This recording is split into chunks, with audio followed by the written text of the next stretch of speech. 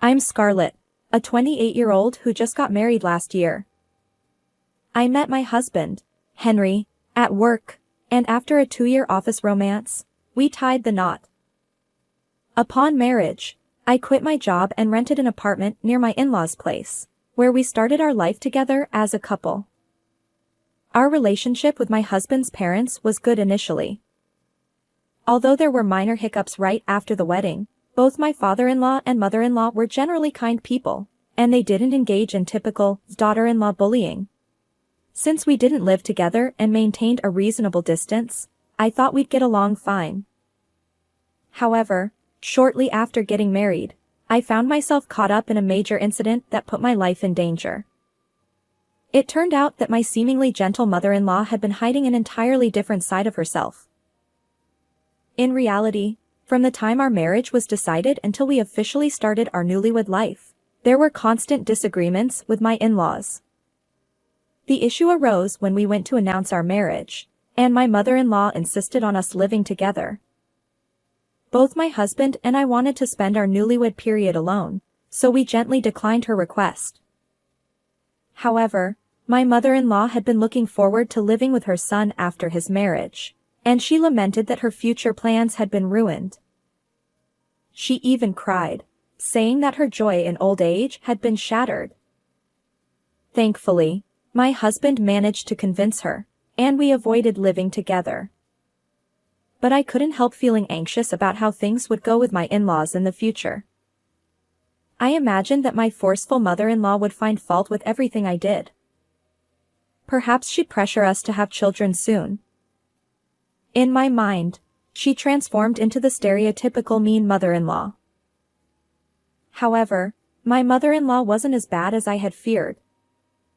Although we didn't live together, we had an agreement to have meals together at my in-laws' house once a week. She never imposed household chores on me and efficiently hosted us. My husband, being the eldest son, didn't face any pressure about being the heir, and they never asked about grandchildren. But there was a significant issue: my mother-in-law's cooking. As a dedicated teacher, she hadn't had time for elaborate cooking during her working years. After retiring, she decided to explore dishes she hadn't been able to make before. She taught herself various recipes and became completely obsessed with cooking. The issue is that my mother-in-law insists on having us try her new dishes, no matter what. Even though she lives with my father-in-law, he prefers simple, healthy flavors and avoids my mother-in-law's herb and spice-laden creations. So, it's mainly my husband and me who end up sampling her experimental menus during our weekly meals together. She proudly serves dish after dish, but unfortunately, they're not all delicious. When she asks for feedback, my husband gives honest comments, but as the daughter-in-law, I can't bring myself to say they're terrible. When she proudly claims, "I put extra effort into making these for you," all I can respond with is, "It's delicious." When I try to step into the kitchen and help, my mother-in-law guards her territory, refusing any assistance. Week after week, I endure her cooking. But eventually, my husband, fed up with the awful dishes, bluntly asked her to tone down the experimentation. Perhaps offended by his words, my mother-in-law stopped introducing new dishes during our meals. I breathed a sigh of relief, thinking I'd avoid any more strange culinary experiences, but she wasn't ready to give up just yet. When my husband is at work, my mother-in-law goes out of her way to bring food to our apartment and make me try it. She probably knows she'd be turned away if she came when my husband was home. Since I'm alone, there's no risk of refusal, so she deliberately times her visits during his work hours. With a triumphant expression, she enters our apartment, insisting that I taste her meticulously prepared dishes. No matter how much I protest, whether claiming I've already eaten or that I'm not hungry, she won't budge, insisting I take just one bite. I'm not sure if she genuinely tastes her own cooking or if her palate is just off, but her dishes remain consistently terrible. It seems she deviates from recipes, adding her own twists. Her seasoning measurements are haphazard, resulting in overly intense flavors or overpowering spices that leave me choking after a single bite. I wish she'd stick to the recipe, but perhaps she's overly confident in her culinary skills. While I've endured her surprise visits, my patience is wearing thin. I can't be cold and turn her away, especially considering our relationship with my in-laws. Yet, there's a limit to how much I can tolerate. The frequency of my mother-in-law's visits gradually increased. Initially, it was about once a week, but eventually, she started coming every other day. Feeling stressed and at my wit's end, I confided in my husband. He was surprised and wondered why I hadn't told him sooner. He sternly warned my mother-in-law and emphasized that I didn't have to endure her cooking. He instructed me to contact him if she showed up uninvited again. After that scolding, my mother-in-law stopped coming abruptly, and I regained peaceful days. According to my father-in-law, even at their home, she stopped experimenting with strange dishes. Perhaps she had indeed reflected on her behavior. I realized my husband was right. I should have consulted him earlier. However, my mother-in-law wasn't one to be discouraged so easily. Exactly at noon, the doorbell rang, and to my surprise, my mother-in-law stood there holding a pot. My spine felt like it was freezing. I immediately reached for my phone to seek help from my husband, but unfortunately, he was away on a business trip that day, and I couldn't reach him right away. My mother-in-law seemed well aware of my husband's work schedule. She must have deliberately chosen the day of his trip to visit. With a beaming smile, she said, "I've made an authentic curry, and I'd love for you to try it, Scarlett." Despite feeling desperate, I suddenly thought I'd be okay this time. After all, curry has strong flavors naturally, so even if my mother-in-law had added extra seasonings, it wouldn't bother me too much. I decided to endure and began eating the curry she served, hoping she'd leave soon. She watched my reaction with a smile.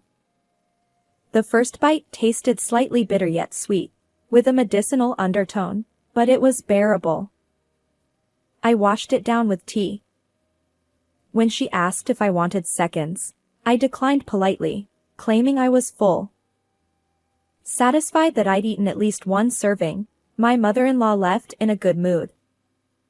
Being caught off guard by weird curry was better than enduring hours of shouting after resisting. Little did I know that I'd deeply regret sympathizing with my mother-in-law later. That evening, while shopping at the supermarket, I suddenly felt breathless and collapsed right there. I couldn't stand up straight, swaying with dizziness, and my limbs went numb. People around me noticed and called a store employee. My memory ends there. When I regained consciousness, I was in a hospital bed, with my worried husband looking down at me. Apparently, I had been urgently transported to the hospital after losing consciousness at the supermarket. The store employee had called an ambulance, and luckily, an acquaintance who happened to be shopping at the same time contacted my husband. He rushed over from his business trip. I couldn't fathom why I had suddenly collapsed. I had no pre-existing conditions, and until the day before, I felt perfectly fine. However, the doctor's explanation shed light on everything. Could it be nutmeg? According to the doctor, consuming large amounts of nutmeg can cause symptoms like difficulty breathing, dizziness, and vomiting. It perfectly matched the condition I experienced. If I had ingested a large quantity of nutmeg, there's only one thing that fits: my mother-in-law's curry. The discomfort I felt while eating the curry was likely due to the excessive nutmeg. I felt intense anger toward my mother-in-law. Enough is enough. I asked my husband to bring her to the hospital. And I requested that my husband bring the curry my mother-in-law made for lunch and all the spices she used. After a while, my husband escorted my in-laws to the hospital room. Scarlett, are you okay? He approached me with a worried expression. In stark contrast, my mother-in-law stood there, looking sulky.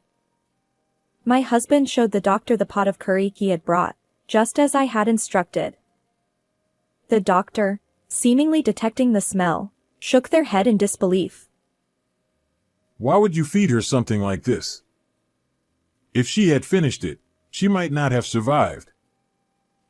Both my husband and I froze at the doctor's words. My father-in-law turned pale.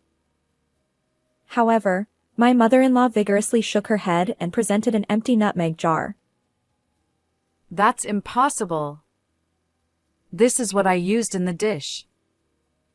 At that moment, everyone except my mother-in-law was furious. My father-in-law trembled as he shouted.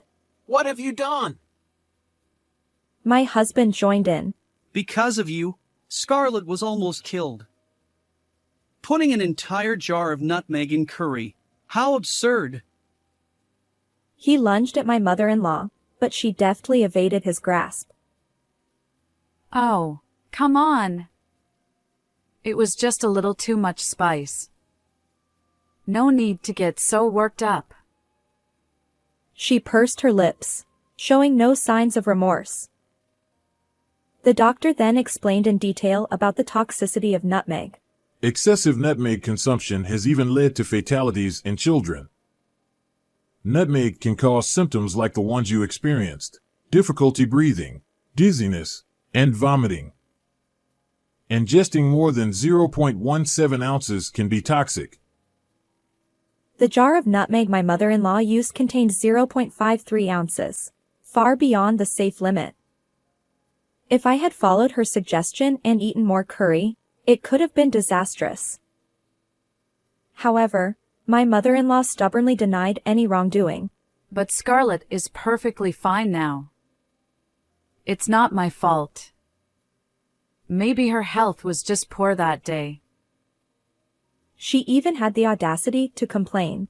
After all the effort I put into cooking, I'm treated like a villain. And calling an ambulance just because of a little dizziness? Young people these days are too fragile. It's infuriating. She glared at me, lying in bed with an IV, and berated me. Despite nearly causing my death with her cooking, she showed no concern for my well-being and refused to apologize. Everyone was dumbfounded by her lack of common sense. It seemed futile to say anything more. In the midst of our collective exasperation, my husband sighed and said, Enough. It's too dangerous to be near you. We're moving far away. My mother-in-law, wide-eyed, exclaimed, Moving? Why? My husband, frustrated, replied, Why? It's obvious. Scarlett's life was at risk, and you haven't shown any remorse. We need to escape before something worse happens.